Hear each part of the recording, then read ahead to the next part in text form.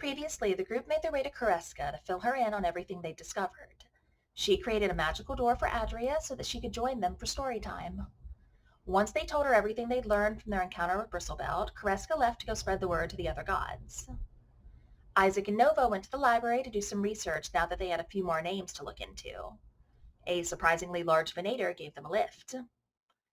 Zarakir led Bertrand to a large tree where he could play some music, but they ended up being dragged to a much more fun library by some children who were very eager to meet such incredible heroes.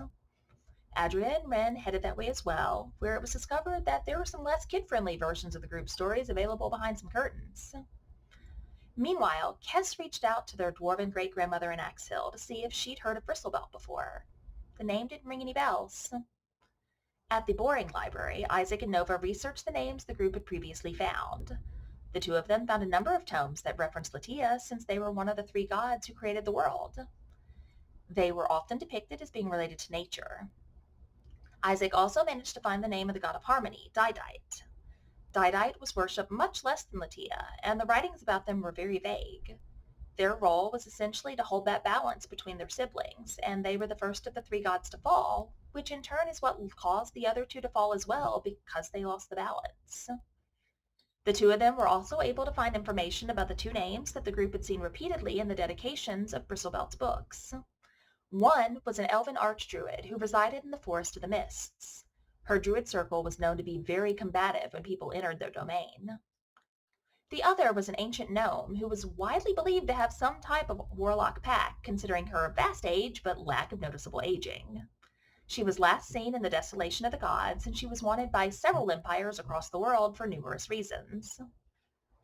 They also found proof that Bristlebelt had met with both of them in the past. Eventually, they filled the others in on what they found.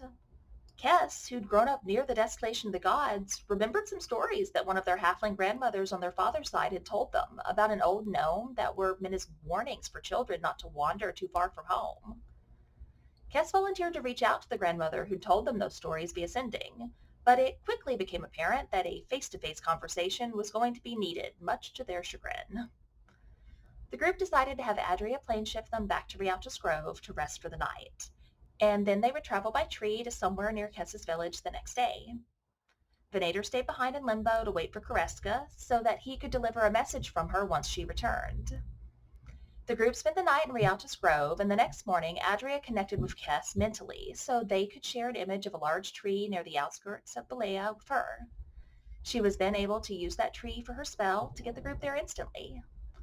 They arrived just outside the village that Kess grew up in, and that is where we left off.